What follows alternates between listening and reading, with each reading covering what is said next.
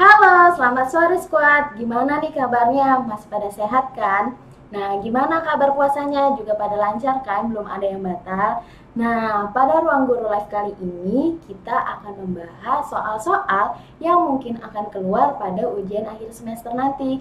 Tapi kita akan membahas hanya mata pelajaran fisika kelas 8 SMP. Nah, sebelumnya perkenalin dulu nih, nama kakak Kabila. Nah, teman-teman, di sini kakak ingin kita sama-sama belajar. Jadi, teman-teman yang lagi kosong atau lagi senggang, boleh nih diambil alat tulisnya, buku atau pulpennya agar kita bisa sama-sama mengerjakan soalnya. Gitu. Sudah siap semua? Yuk kita mulai ya. Di sini soal yang pertama adalah tentang tekanan pada zat padat. Sebuah peti yang beratnya atau masanya 4 kg diletakkan di atas lantai. Peti ini memiliki panjang 10 cm, lebar 4 cm, dan tinggi 8 cm seperti pada gambar di bawah ini. Yang ditanya besarnya tekanan maksimal dan minimal yang diberikan peti terhadap lantai secara berturut-turut. Jadi kita diminta untuk menentukan tekanan maksimal dan tekanan minimal. Nah, teman-teman masih ingat dong persamaan yang menyatakan besarnya tekanan pada zat padat. Di sini sebelum kita hitung, kita tulis dulu yuk apa yang diketahui di soal. Nah, panjangnya adalah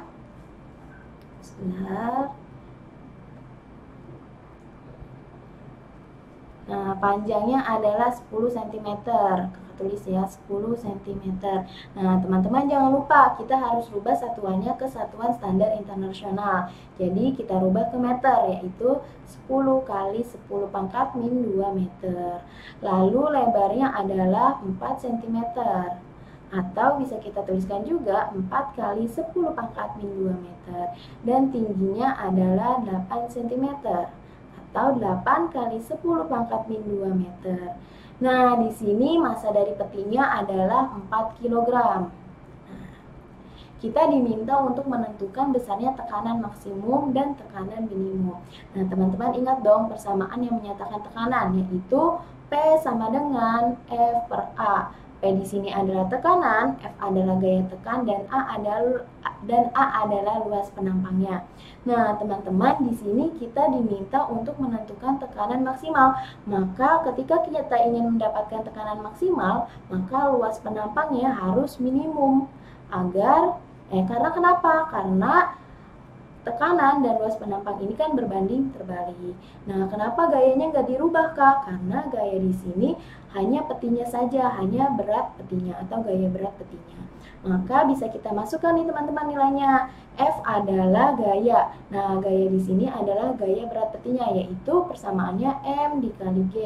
Massa dikali percepatan gravitasi. Nah, di sini kita mau mencari nih luas penampang minimum. Nah, coba teman-teman lihat. Kalau luas penampang ini berarti kalau minimum kita harus cari perkalian yang menghasilkan nilai terkecil. Berarti kalau kita lihat di antara panjang, lebar, dan tinggi, perkalian luas penampang yang akan menghasilkan nilai terkecil adalah perkalian antara lebar dan tinggi kan. Berarti di sini bisa kakak tulis lebar dikali tinggi. Nah, berarti tinggal kita masukin nih angkanya. Masanya adalah 4 kg dikali percepatan gravitasinya 10 meter per second kuadrat. Nah, lebarnya adalah 4 kali 10 pangkat min 2 dikali tingginya adalah 8 kali 10 pangkat min 2. Nah, maka akan kita dapati nilainya adalah 40 dibagi 4 dikali 8, 32 dikali 10 pangkat min 2 dikali 10 pangkat min 2, berarti kan 10 pangkat min 4. Nah, kita hitung deh. 40 dibagi 32 itu adalah 1,25. Nah, 1 dibagi 10 pangkat min 4. Maka kalau pangkatnya di bawah dibagi, maka akan kita tukar nih, jadinya dikali 10 pangkat 4. Satuannya apa? Satuannya Newton per meter persegi. Nah, kita sudah dapat nih nilai dari T maksimalnya atau tekanan maksimalnya. Gimana dengan tekanan minimalnya? Nah, untuk kita bisa mencari tekanan minimal, maka di sini kita masukkan aja nih teman-teman, sama seperti tadi. Berarti kan P sama dengan F per A. Nah, karena kita ingin mendapatkan tekanan minimal, maka luas penampangnya harus maksimal, betul. Nah, Kita masukkan lagi angkanya. Tadi kita sudah dapati bahwa gaya beratnya adalah 40 Newton per A maksimal. Kita lihat lagi nih perkalian mana yang akan menghasilkan luas penampang yang nilainya maksimal. Berarti adalah perkalian panjang dan tingginya. Di sini bisa kita tuliskan 10 kali 10 pangkat min 2 dikali 8 kali 10 pangkat min 2. Berarti nilainya berapa sih? Coba kita hitung. P minimal adalah 40 dibagi 10 dikali 8, 80. Dikali 10 pangkat min 2, kita kalikan dengan 10 pangkat min 2, yaitu 10 pangkat min 4. Betul. Nah, di sini 40 bagi 80, berapa nih? 0,5 dong, ya kan? 0,5 dikali 10 pangkat min 4, kita naikin, jadinya 10 pangkat 4. Satuannya apa? Newton per meter persegi. Maka kita dapati bahwa tekanan minimal yang diberikan peti terhadap lantai adalah 0,5 kali 10 pangkat 4 Newton per meter persegi. Nah, coba kita cek nih jawabannya, pilihan jawabannya ada nggak ya? Tekanan maksimalnya 1,25 dan tekanan minimalnya 0,5. Maka di sini jawabannya adalah D, seperti itu. Gampang ya teman-teman, paham kan? Jadi kalau kita ingin mencari besarnya tekanan pada zat padat, teman-teman ingat aja persamaan P sama dengan F per A. F adalah gaya tekan, A adalah luas penampang, dan P adalah besarnya tekanan. Seperti itu. Sudah paham kan? Yuk kita lanjut ke nomor 2-nya. Nah, di sini nomor 2-nya tentang tekanan hidrostatis. Tekanan hidrostatis itu apa sih? Berarti tekanan yang ada di air atau di zat cair. Nah, pertanyaannya adalah atau soalnya adalah aksel menyelam hingga kedalaman H meter dari atas permukaan air. Kalau kita gambarkan, mungkin akan seperti ini teman-teman. Ini misal ini ya,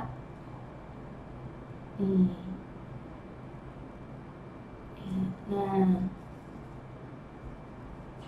ya, di sini dasarnya, nah misal aksel adanya di sini nih teman-teman nih, dia lagi menyelam gitu. Nah, dia ada di hingga kedalaman H meter. Nah, teman-teman harus ingat nih, kalau kedalaman diukurnya itu dari atas permukaan air, bukan dari dasar. Berarti H-nya adalah dari sini ke sini. Nah, ke posisinya si aksel, berarti ini adalah H-nya. Nah, jika massa jenis airnya adalah 1000 kg per meter kubik, kita tulis massa jenis ini bisa kita lambangkan dengan Rho. Rho air adalah 1000 kg per meter kubik. Dengan percepatan gravitasi adalah 10 meter per second kuadrat. Nah, yang ditanya berapakah nilai H jika tekanan hidrostatik yang dialami di kedalaman H sebesar 4,5 kali 10 pangkat 4 Newton meter persegi. Berarti di sini kita mencari nilai H-nya jika tekanan hidrostatiknya bernilai 4,5 dikali 10 pangkat 4 Newton per meter persegi. Nah, teman-teman ingat gak nih persamaan yang menyatakan besarnya tekanan hidrostatik? Yaitu apa? Berarti P sama dengan, di sini kakak kasih identitas H untuk hidrostatis ya. Nah, sama dengan Rho dikali G dikali H. Rho adalah massa jenis zat cairnya, G adalah percepatan gravitasi, dan H adalah kedalaman. Nah, tinggal di sini kita mau nyari apa sih H-nya kan? Berarti bisa kita keluarin nih H-nya. Berarti H sama dengan tekanan hidrostatik dibagi Rho dikali G ya. Nah, kita masukin angkanya. Berarti 4,5 dikali 10 pangkat 4 per Rho-nya adalah 1000 dikali percepatan gravitasinya 10. Maka nilainya akan kita dapatkan. Nah, di sini 10 pangkat 4 maksud kakak itu nilainya kan 10.000. Nah, 10.000 dibagi 10.000 berarti kan 1 kan. Nah, di sini bisa kita coret. Maka 4,5 dikali 1 adalah 4,5. Satuannya apa? Satuannya meter. Maka kedalaman si aksel ini ketika dia ketika dia merasakan tekanan hidrostatik sebesar 4,5 kali 10 pangkat 4 Newton per meter persegi, ternyata dia ada di kedalaman 4,5 meter. Maka jawaban untuk nomor 2 adalah D. Seperti ini.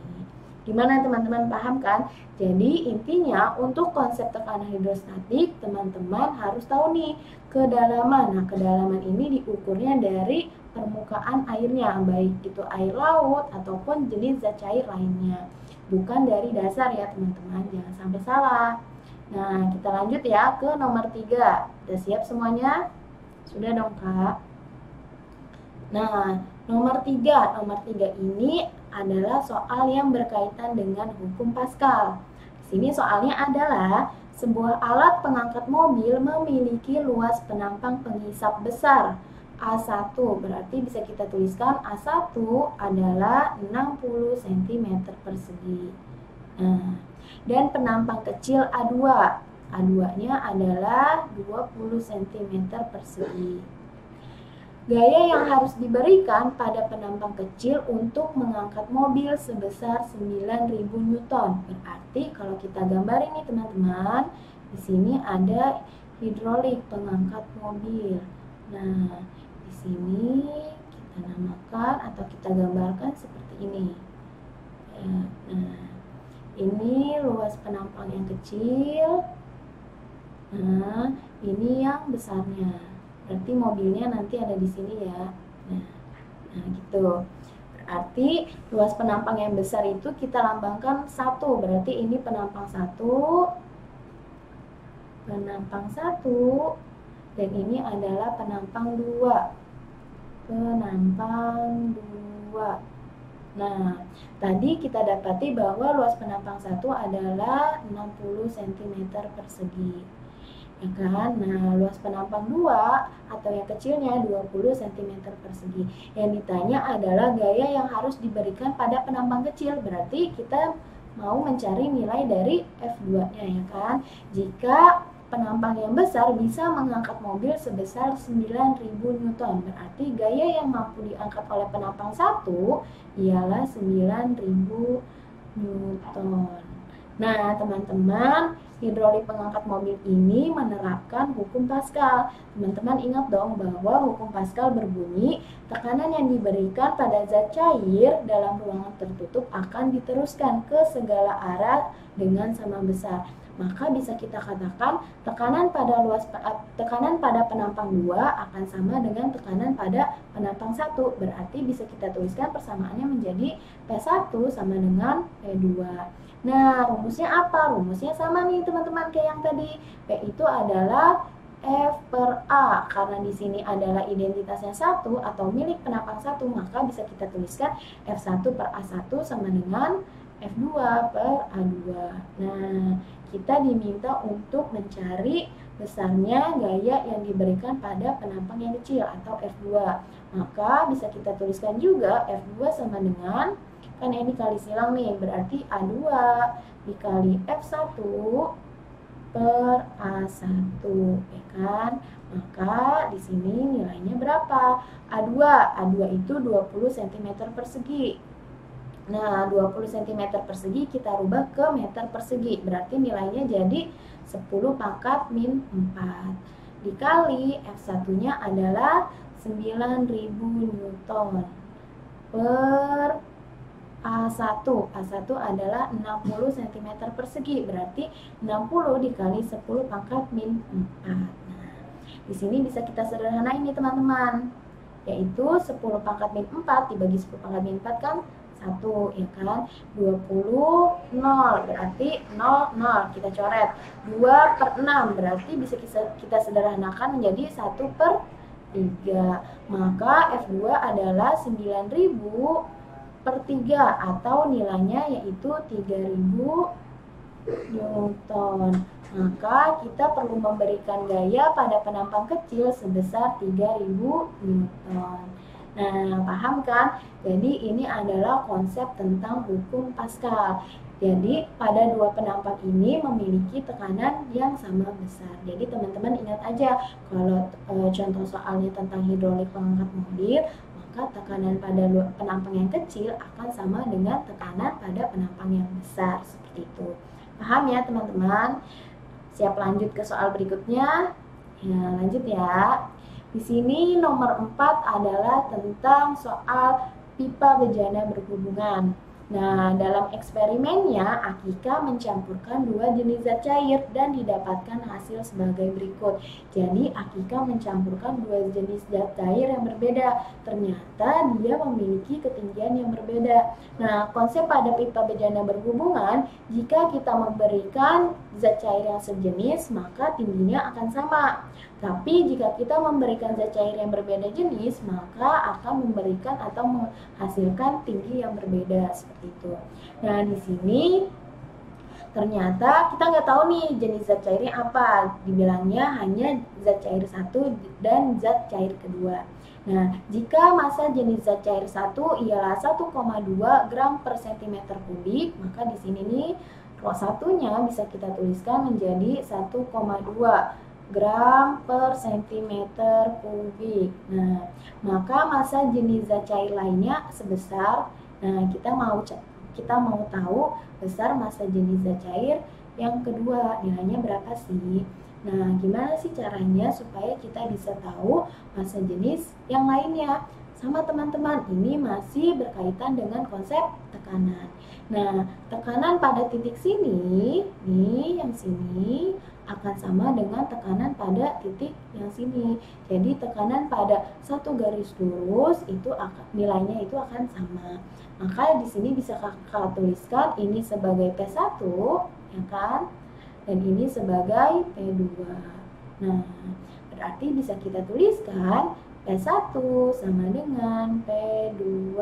Nah, rumus tekanannya apa? Apakah F per A atau rho GH?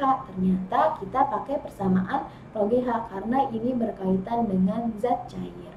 Maka bisa kita tuliskan P1 ialah nilainya rho 1 dikali G dikali H1 sama dengan rho 2 dikali G dikali H2. Nah, rho ini adalah massa jenis zat cair 1, G adalah percepatan gravitasi, dan H adalah ketinggiannya. Nah, di sini percepatan gravitasinya bisa kita coret ya teman-teman di kedua ruasnya. Maka kita dapati persamaannya rho 1 dikali H1 sama dengan rho 2 dikali H2. Nah, di sini bisa kita masukkan nih teman-teman angkanya. Berarti rho 1 adalah 1,2 dikali H1 adalah 4 cm, ya kan?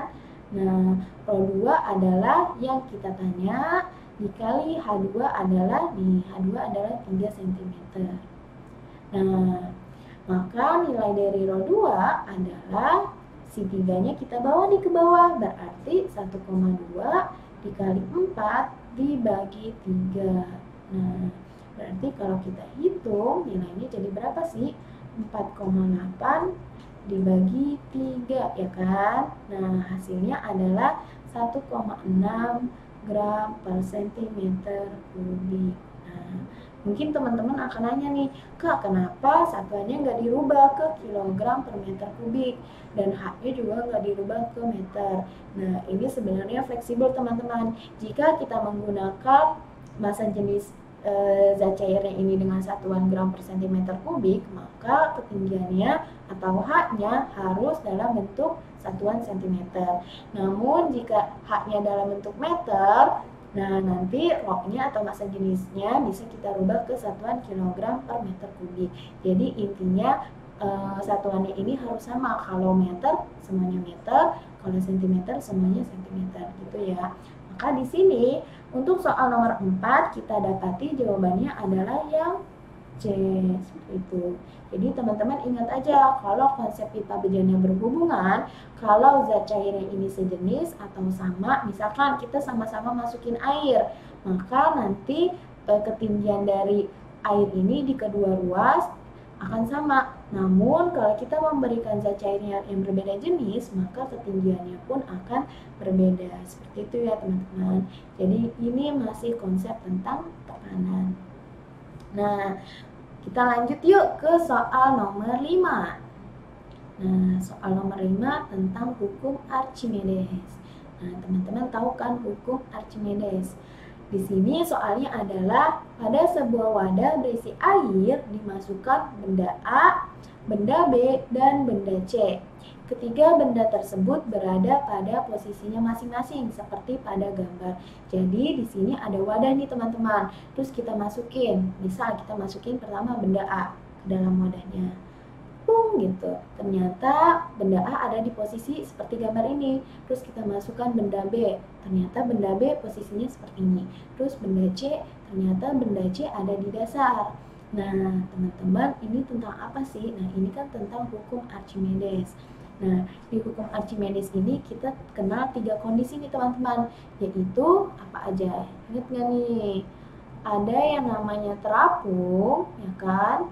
Ada yang terapung, ada yang melayang, dan ada yang tenggelam. Di sini misal ada 3 wadah berisi zat cair yang sama, misal sama-sama air. Terus kita masukin nih benda, ternyata dia terapung. Terus yang kedua kita masukin benda lainnya, ternyata dia melayang. Dan yang ketiga kita masukin ternyata dia tenggelam. Nah, ini kenapa bisa terjadi? Ternyata ada pengaruh massa jenis bendanya dan massa jenis airnya. Ketika dia terapung atau terapung ini bisa terjadi saat massa jenis bendanya lebih kecil dari massa jenis fluidanya atau zat cairnya.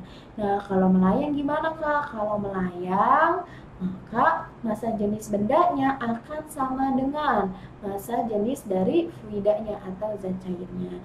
Nah, yang terakhir ini tenggelam. Nah, kalau tenggelam gimana? Berarti yang lainnya dong, berarti massa jenis bendanya akan lebih besar dari massa jenis fluidanya. Nah, di sini kita harus cari nih perbandingan massa jenis ketiga benda yang mungkin terjadi. Berarti kita lihat nih teman-teman di gambar ini. A ini kan berarti terapung, ya enggak? Ya dong, terapung. Nah, B ini adalah melayang. Nah, sedangkan C adalah tenggelam. Nah, teman-teman di sini ketiga benda berada pada satu zat cair yang sama. Berarti bisa kita katakan massa jenisnya ini massa jenis airnya itu sama. Nah, berarti bisa kita tuliskan lagi kalau ininya semua sama, rho fluidanya sama, berarti bisa kita tuliskan gini kan. Rho A ya kan yang terapung akan lebih kecil dari massa jenis yang melayang dan akan lebih kecil juga dari massa jenis benda yang tenggelam. Nah, tadi terapung benda A, berarti massa jenis benda A lebih kecil dari massa jenis benda B, dan massa jenis benda B juga lebih kecil dari massa jenis benda C. Maka hubungan atau perbandingan massa jenis ketiga benda itu bisa kita tuliskan seperti ini. Nah, berarti kita cari nih optionnya, berarti yang A, ya kan? Jadi teman-teman ingat aja, kalau terapung ini masih ada sisi yang muncul di permukaan udara maksudnya. Kalau terapung ini massa jenis bendanya lebih kecil dari massa jenis air. Kalau melayang dia seimbang nih, jadi sama dengan. Nah, kalau tenggelam beratnya ini ibaratnya lebih berat, ya kan? Berarti massa jenis bendanya lebih besar dari massa jenis airnya, seperti itu. Jadi teman-teman ingat aja 3 kondisi itu dan syarat terjadinya bisa maksud kakak syarat agar bisa terjadi kondisi seperti itu. Oke, paham kan? Nah, kita lanjut yuk ke nomor 6. Udah siap kan? Nah, Kak istirahat dulu dong sebentar, boleh sambil dengerin kakak ngomong ya. Nah, di sini nomor 6 tentang getaran dan gelombang. Di sini ada sebuah bandul yang diikatkan pada seutas tali, lalu diberikan simpangan sehingga bandul bergerak bolak-balik. Teman-teman ingat dong, kalau yang bergerak bolak-balik di sekitar titik setimbang kita namakan sebagai getaran. Nah, jika bandul bergerak dari posisi A, terus dia ke B, ya kan? A ke B, terus ke C, ke D, ke E, terus dari E dia balik lagi nih teman-teman ke D dan sampai di C.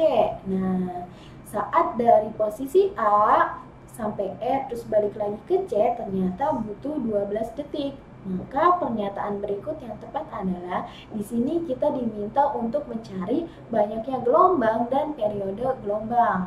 Nah, coba teman-teman, kalau satu gelombang ini harus dari mana ke mana sih?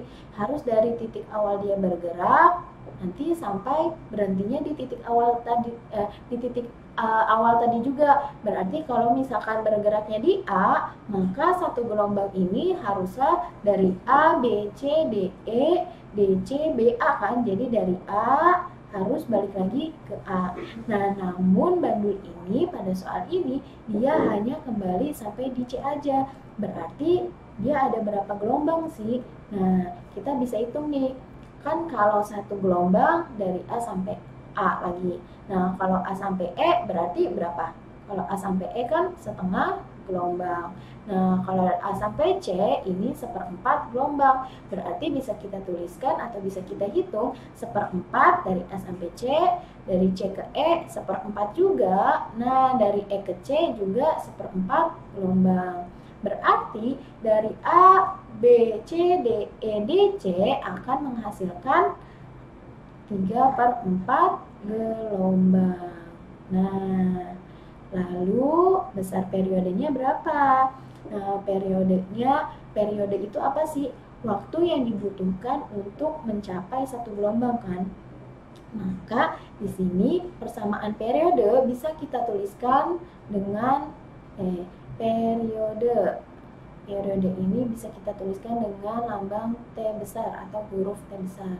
Nah, periode ini tadi waktu yang dibutuhkan untuk satu gelombang. Nah, di sini waktunya itu 12 detik. Sedangkan gelombang yang tercipta hanya 3/4 gelombang. Nah, maka periodenya bisa kita tuliskan menjadi 12. Nah, kalau dibagi pecahan dibagi bisa kita balikin kan, jadinya 4/3 seperti ini. Nah, kita sederhanain 12 bagi 3 adalah 4. Maka 4 kali 4 adalah 16. Berarti waktu atau periodenya adalah 16 second dengan banyak gelombangnya 3/4 gelombang. Jadi banyak gelombang yang dihasilkan oleh bandul ketika dia bergerak dari A, B, C, D, E balik lagi ke D sampai C, ternyata ada 3/4 gelombang. Nah, supaya bandul tersebut bisa mencapai satu gelombang, dia butuh waktu 16 detik. Seperti itu. Paham ya, teman-teman? Nah, lanjut ya ke nomor 7. Nah, di sini nomor 7 ada gelombang tali nih, teman-teman. Nah, Dita menggerakkan tali yang ia pegang sehingga terbentuk gelombang tali seperti gambar berikut ini. Nah, jika waktu yang diperlukan gelombang untuk merambat dari titik P ke titik Q adalah 0,8 second, maka pernyataan yang tepat adalah, jadi di sini kita mau cari nih nilai dari setiap masing-masing besaran. Nah, titik P ini ada di puncak, berarti bisa kakak tuliskan gini ya, kalau kita kasih garis bantu, titik P itu di sini dan titik Q adanya di sini. Nah, teman-teman, ini adalah bentuk dari gelombang transversal. Nah, kalau gelombang transversal, satu gelombangnya itu adalah satu bukit, satu lembah. Atau kalau di sini dimulainya dari puncak, maka satu gelombangnya harus dari puncak ke puncak. Di sini coba kita lihat nih, dari titik P ke titik Q ada berapa gelombang? Berarti satu gelombangnya kan dari sini ke sini, ya kan? Ini satu gelombang. Nah, dari sini ke Q nambah satu gelombang lagi. Berarti dari P ke Q ada berapa gelombang? Ada 2 gelombang. Nah, sedangkan dari P ke Q butuh waktu 0,8 second. Nah, kita mau cari dulu yang pertama. Coba option yang pertama, amplitudo gelombangnya 8 cm. Nah, amplitudo apa? Amplitudo itu simpangan maksimum. Nah, simpangan maksimumnya apakah dari P sampai ke sini? Enggak, teman-teman. Jadi simpangan maksimum itu hanya dari sini ke sini atau dari sini ke sini. Jadi balik lagi ke titik setimbangnya. Berarti amplitudo gelombang tali ini adalah yang benar 4 cm ya kan? Berarti yang A salah. Bisa kita coret.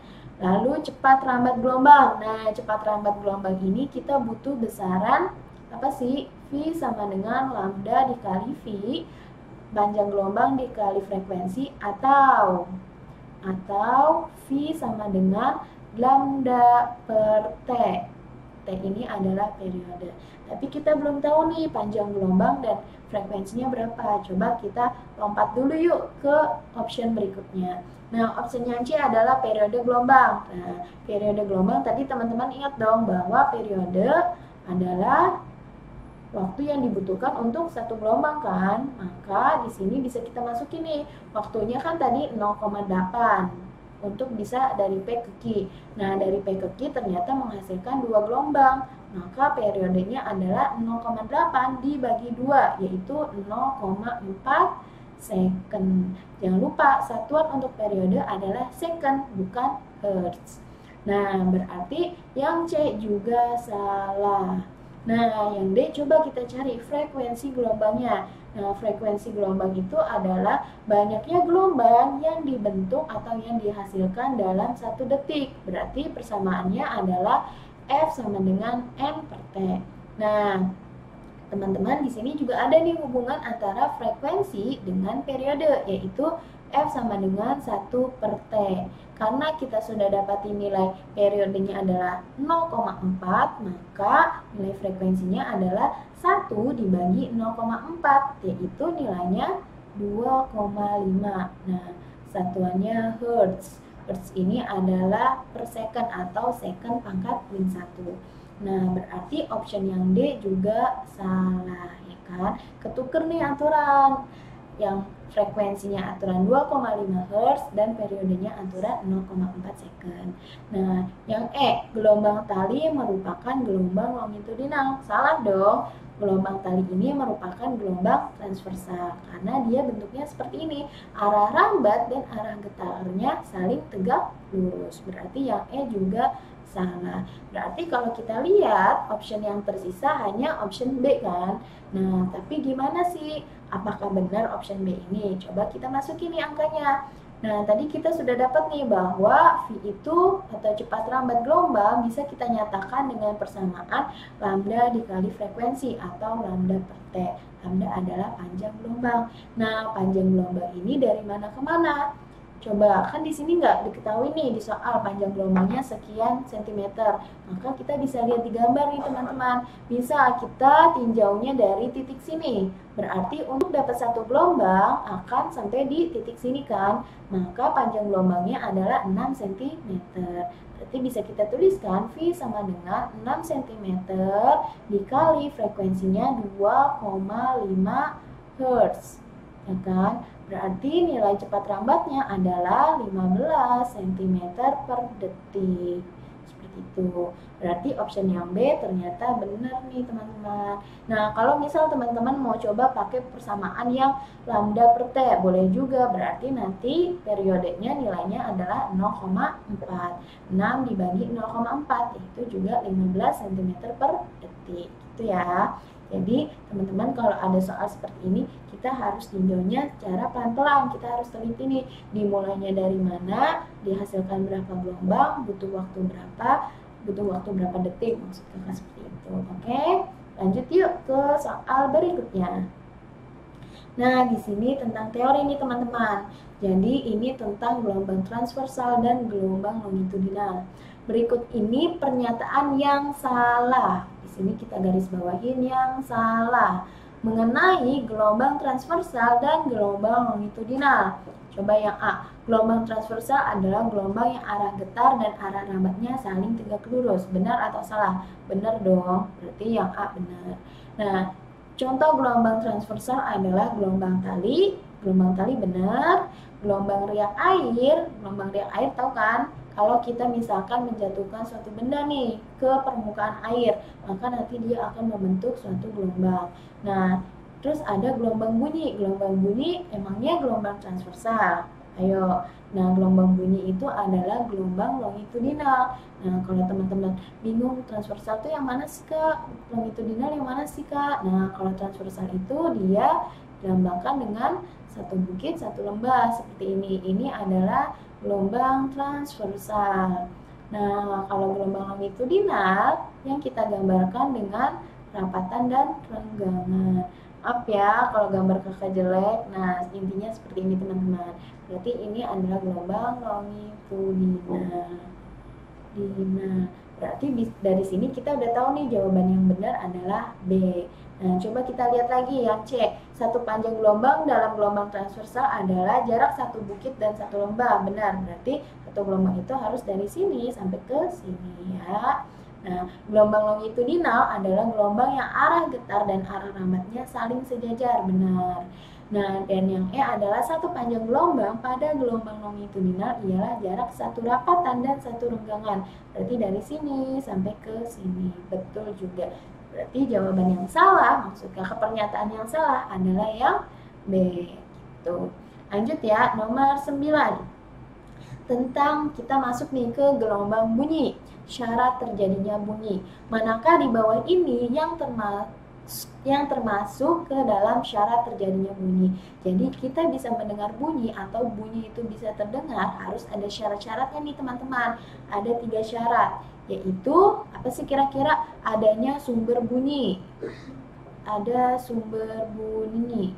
Berarti harus ada sesuatu yang menghasilkan bunyi itu sendiri. Bisa dari suara kita, dari alat musik, atau dari kendaraan, atau dari yang lainnya.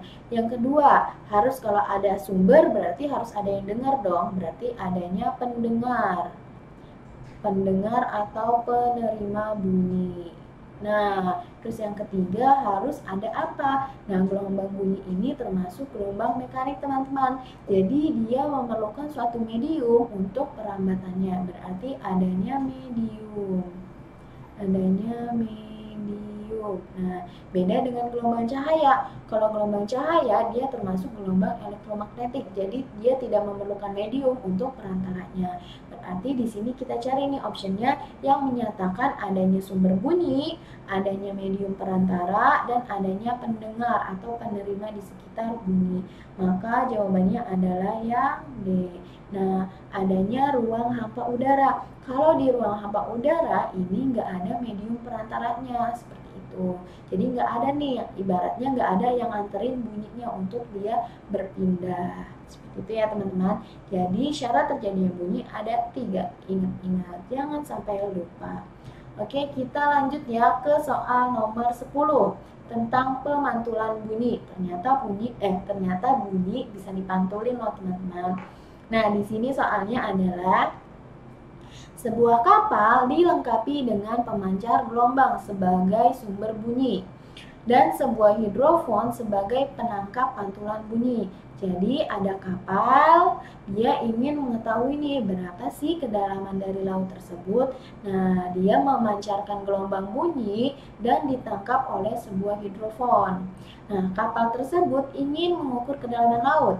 Jika cepat rambat bunyi di air adalah 1500 meter per second, berarti bisa kita tuliskan V-nya adalah 1500 meter per second, dan waktu yang dibutuhkan gelombang untuk ditangkap hidrofon adalah 1 second. Jadi waktunya adalah 1 second. Nah, maka kedalaman lautnya itu berapa? Kita bisa tuliskan sebagai H atau bisa sebagai S ya teman-teman. Nah, di sini kita mau tahu nih. Nah, di sini kita pakai konsep tentang pemantulan bunyi. Misal ya, ini adalah kapal ini teman-teman. Nah, kapal ini dia memancarkan gelombang bunyi untuk kita tahu berapa kedalamannya. Misalkan kedalamannya ada di sini nih, permukaan dasar lautannya. Nah, di sini. Berarti dari sini gelombang bunyinya akan terpantul dong kembali ke kapal sampai ditangkap oleh sebuah hidrofon. Nah, dari awal si kapal memberikan gelombang bunyi atau memancarkan gelombang bunyi hingga ditangkap lagi oleh hidrofon butuh waktu 1 detik seperti itu. Maka kedalamannya atau jaraknya bisa kita tuliskan menjadi V kali T, ya kan? Jarak, ingat dong. Jarak itu kecepatan dikali waktunya.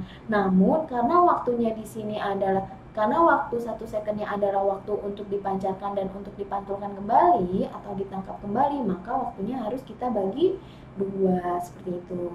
Nah, maka V-nya adalah, maka H-nya adalah atau kedalamannya adalah, kita masukin nih teman-teman angkanya, 1500 dikali T-nya itu 1 second dibagi 2. Nah, kita sederhanain, 15 dibagi 2 kan 7,5. 7,5 dikali 100 adalah 750 meter. Oke. Ya, betul. Nah, berarti kedalaman lautannya itu ternyata adalah 750 meter. Nah, jadi ada nih teknologi yang kita sebut sebagai sonar. Kita nggak perlu mengukur dari atas permukaan air laut sampai ke dasar gitu. Misalkan pakai meteran atau pakai alat ukur yang lain, nggak mungkin dong. Nah, makanya nih ada teknologi yang namanya sonar dengan memancarkan gelombang bunyi hingga kita tahu berapa kedalamannya. Seperti itu ya teman-teman. Nah, kita lanjut yuk ke soal berikutnya. Di sini tentang apa nih kira-kira? Berikut adalah besaran yang memengaruhi frekuensi senar berdasarkan hukum Mersenne, kecuali. Nah, di sini hukum Mersenne. Hukum Mersenne itu apa sih? Hukum Mersenne ini berkaitan tentang frekuensi dan periode yang dihasilkan oleh senar. Nah, hukum Mersenne ini bisa kita tuliskan dengan persamaan ini teman-teman, yaitu F sama dengan 1/2L dikali akar F per rho dikali A. Nah, L ini adalah panjang senar, F ini adalah gaya atau tegangan, rho ini adalah massa jenis, dan A adalah luas penampang. Kakak tulis ya di sini. F ini frekuensi. Nah, supaya teman-teman bisa tahu nih, L adalah panjang senar. Nah, F di sini adalah gayanya atau tegangan. Jadi di beberapa buku menuliskan sebagai F, namun di beberapa buku menuliskan dengan huruf T besar. Itu sama aja ya teman-teman. Nah, rho di sini adalah massa jenis si senarnya. Jadi senarnya itu jenisnya apa? Nah, itu massa jenisnya. Dan A adalah luas penampangnya.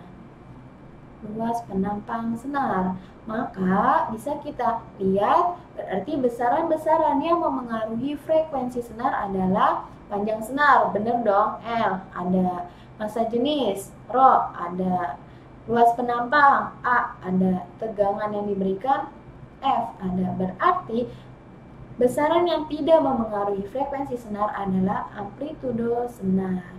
Gitu ya teman-teman. Jadi ingat aja nih persamaan ini. Nah, lanjut ya ke nomor 12. Nah, ternyata nomor 12 ini perhitungannya nih teman-teman dari hukum Mersenne tersebut. Nah, di sini soalnya adalah seutas senar panjangnya 50 cm. Kita tulis sebagai L sama dengan 50 cm. Ketika senar dipetik, senar menghasilkan frekuensi 700 Hz. Berarti bisa kita tuliskan F-nya adalah 700 Hz. Nah, tentukan frekuensi senar dari bahan yang sama jika panjang senar menjadi 2 kali panjang mula-mula. Berarti ada 2 kondisi nih teman-teman. Jika panjang senarnya kita jadikan 2 kali dari panjang mula-mula. Berarti bisa kita tambahkan di sini identitas kondisi pertama. Oke? Nah, yang ditanya tadi kan apa nih? Dan tegangan yang diberikan sama, tentukan frekuensi senar. Berarti kita mau cari F2-nya berapa sih? Jika tegangan yang diberikan sama, berarti F1 sama dengan F2. Nah, tadi di soal juga dikatakan bahwa senar dari bahan yang sama. Kalau dari bahan yang sama, berarti massa jenisnya juga sama, dan luas penampangnya pun juga sama. Berarti besaran yang berubah hanya panjang senar dan frekuensi yang dihasilkan. Berarti bisa kita tuliskan gini teman-teman. F1 per F2 sama dengan 1/2L1 dikali 4 dikali F maksudnya Kak per rho dikali A. F1 rho1 A1 per 1/2L2 akar F2 per Rho 2 dikali A2. Nah, seperti ini. Kita tahu nih tadi bahwa tegangannya sama, berarti bisa kita coret ya, F-nya sama karena nilainya sama. Rho-nya juga sama atau massa jenisnya sama, berarti bisa kita coret juga, dan luas penampangnya pun sama. Maka nilainya hanya berpengaruh dari, berarti bisa kita tuliskan F1 per F2 sama dengan 1 per 2-nya juga bisa kita coret ya teman-teman. 1 per L1 dibagi 1 per L2. Atau kalau kita tuliskan juga bisa menjadi gini, F1 per F2 sama dengan L2 per L1. Jadi L2-nya naik gitu. Nah, di sini kita masukin yuk angkanya. F1 tadi 700 Hz ya kan? Per F2 yang mau kita cari maksud Kakak. Nah, L2 itu adalah berapa nih? L2 itu 2 kalinya L1, berarti bisa Kakak tuliskan 2L1 per L1-nya bisa kita tuliskan aja sebagai L1. Kalau teman-teman mau masukin angka 50 cm, misal, Kak aku mau masukin nilai L1-nya dengan 50 cm, boleh dong, boleh. Nah, tapi L1 di sini juga harus kita masukin. Jadi nilai dari L2-nya adalah 2 kali 50 cm, gitu ya teman-teman.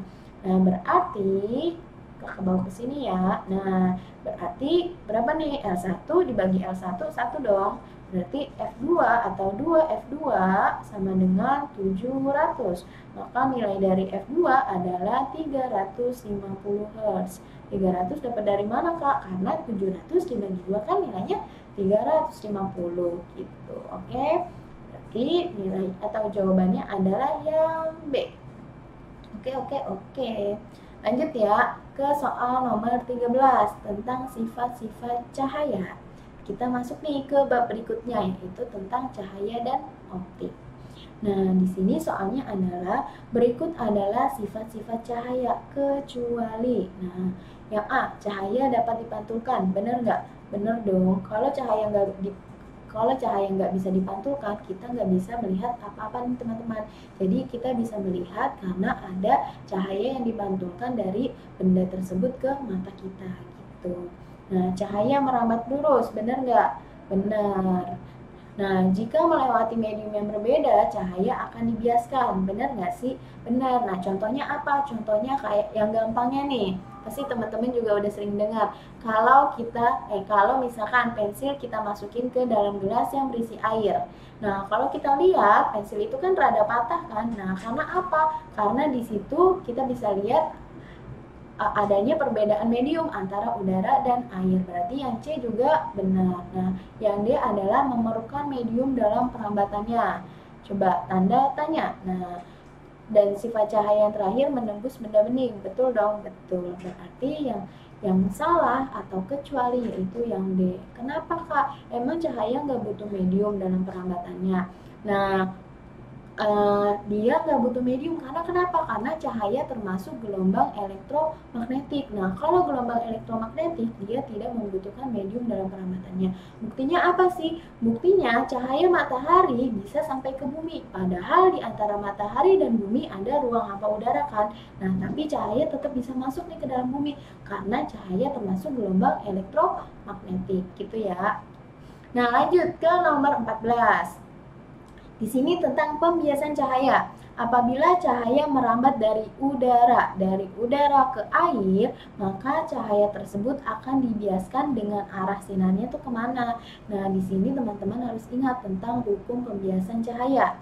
Jika cahaya atau sinar datang dari medium rapat, Kakak tulis ya, medium rapat ke medium yang lebih renggang. Medium yang renggang, maka sinar tersebut akan dibelokkan atau dibiaskan menjauhi garis normal. Maka sinarnya akan menjauhi garis normal. Garis normal. Nah, sebaliknya nih, jika sinar datang dari medium yang renggang ke medium yang lebih rapat, ternyata sinar tersebut, gini ya, Kakak tulis gini, sinar tersebut akan dibelokkan mendekati garis normal. Nah, jadi teman-teman harus ingat nih konsepnya. Kalau dari rapat ke renggang, maka sinarnya akan dibelokkan menjauhi. Tapi kalau dari renggang ke rapat, maka sinarnya akan dibelokkan mendekati garis normal. Di sini kasusnya adalah dari udara ke air. Kira-kira rapatan mana ya udara sama air? Nah, rapatan air kan, berarti kalau dari udara ke air, kita pakai konsep dari renggang ke rapat. Kalau dari renggang ke rapat, maka cahaya tersebut akan dibelokkan mendekati garis normal. Berarti jawabannya yang benar adalah yang B. Lanjut ya. Nah, di sini ada masuk nih kita ke cermin datar. Agung berdiri di depan sebuah cermin. Nah, bagian bawah cermin berada pada ketinggian tertentu dari lantai. Tinggi badan Agung adalah 170 cm. Berarti bisa kita tuliskan HA ya, tinggi Agung 170 cm. Nah, panjang cermin yang dipakai agar seluruh badan Agung tampak di cermin. Berarti H cerminnya tuh berapa? Nah, untuk kita bisa melihat tubuh kita secara menyeluruh dari kepala sampai kaki, kita bisa menggunakan cermin yang tingginya itu setengah dari tinggi kita. Berarti kalau tinggi Agung itu 170 cm, maka cermin yang bisa digunakan untuk melihat tubuh Agung secara keseluruhan yaitu berapa? 170 dibagi 2 dong. Nilainya 85 cm. Jadi kalau kita misal tinggi teman-teman 150 cm. Nah, teman-teman mau nih punya kaca yang bisa melihat tubuh teman-teman secara keseluruhan. Nah, berarti kita bisa perhitungkan nih tinggi kacanya berapa gitu. Lanjut ya, nomor 16. Di sini masih tentang cermin datar, tapi tentang pemantulannya. Sebuah benda terletak di depan dua buah cermin datar yang membentuk sudut 30 derajat. Berarti bisa kita tuliskan theta sebagai 30 derajat. Nah, jumlah bayangan yang terbentuk adalah, jadi teman-teman jika ada dua buah cermin datar, kita dekatkan membentuk sudut tertentu, dia akan membentuk bayangan yang banyak. Nah, tapi seberapa banyak sih? Nah, seberapa banyaknya bisa kita ukur atau bisa kita hitung dengan persamaan N sama dengan 360 derajat dibagi theta. Jangan lupa kita kurang 1. Nah, karena di soal ini kacanya tersebut membentuk sudut 30 derajat, maka bisa kita tuliskan juga 360 derajat dibagi 30 derajat dikurang 1. Nah, 360 dibagi 30 berapa sih? 12 dong, ya kan? 12 dikurang 1. Maka nilai banyaknya gelombang yang terbentuk, banyaknya bayangan maksud kakak. Banyaknya bayangan yang terbentuk adalah 11 bayangan. Berarti jawabannya yang B, seperti itu. Lanjut ya. Nih, mungkin akan satu soal lagi nih teman-teman. Jadi ini tentang cermin cekung. Letak bayangan yang dibentuk cermin cekung adalah 30 cm. Letak bayangan, jangan lupa, bukan letak benda. Berarti kalau letak bayangan bisa kita tuliskan dengan besaran S aksen, yaitu 30 cm. Nah, di depan cermin, apabila jari-jari kelengkungan cermin adalah 20 cm, jari-jari cermin itu bisa kita tuliskan dengan besaran R, 20 cm. Maka jarak benda terhadap cermin dan perbesaran bayangannya adalah, yang ditanya jarak benda terhadap cermin atau S dan perbesarannya atau M. Nah, di sini kita bisa pakai persamaan ini teman-teman. 1/F sama dengan 1/S ditambah 1/S aksen. Nah, kita mau cari dulu nilai dari 1/S-nya. Tapi Kak, F-nya kita nggak tahu nih, jarak fokusnya berapa. Nah, teman-teman harus ingat hubungan antara jari-jari kelengkungan dan jarak fokus. Jadi, jarak fokus itu atau jari-jari kelengkungan itu 2F. Maka kita dapatkan di sini fokusnya adalah 10 cm, ya kan? 10 kali 2 kan 20. Nah, di sini kita mau cari dulu nih jarak benda ke cerminnya, berarti kan 1/S. Nah, 1/S tetap di sini, 1/S aksen pindah ruas, jadinya dia nilainya minus. Berarti bisa kita hitung dengan 1/F dikurang 1/S aksen. Nah, kita masukin yuk angkanya. 1/F 1/10 dikurang 1/30. Berarti 1/S-nya nilainya adalah 10, 30. Nah, penyebutnya kita sederhanain menjadi 30. 30 dibagi 10, 3. 30 dibagi 3, 30 dibagi 30, 1. 1 dikali 1, 1 ya kan? Berarti 3 dikurang 1, 2 per 30 kan? Ya, nah berarti S-nya adalah berapa nih teman-teman? Berarti kan kita balik, S-nya adalah 30 per 2, yaitu nilainya 15 cm. Nah, 15 cm berarti jarak dari benda ke cermin adalah 15 cm. Nah, perbesarannya berapa? Perbesarannya ini kita bisa cari dengan persamaan mutlak S aksen per S. Nah, kita masukin di angkanya. S aksen ini adalah 30 cm tadi, per S-nya adalah 15 cm. Maka perbesaran bayangan yang dihasilkan oleh cermin cekung ini adalah 2 kali dari bayangannya atau dari bendanya. Jadi kalau bendanya tadi misal ukuran tingginya atau jaraknya tadi adalah 15 cm, maka bayangannya kan tadi 30 cm. Berarti cermin cekung ini menghasilkan perbesaran atau bayangan yang diperbesar. Nah, berarti kita pilih nih jawabannya adalah 15 cm dan 2 kali, seperti itu. Nah, sampai di sini dulu ya teman-teman. Jadi, kita sudah bahas nih materi tentang tekanan, fluida atau tadi hukum Archimedes, hukum Pascal, gelombang, getaran, dan di sini kita sampai di cahaya dan cermin. Nah, untuk materi yang belum dibahas gimana Kak? Nah, teman-teman bisa nih belajar sendiri ya di rumah. Jadi kita bisa manfaatkan waktu ngabuburit kita untuk kita bisa belajar seperti itu. Nah, semoga apa yang telah Kakak jelaskan di sini bisa membantu teman-teman untuk belajar. Kalau teman-teman masih ngerasa bingung, boleh coba latihan sendiri di rumah. Oke, sampai di sini dulu ya, Squad. Dadah!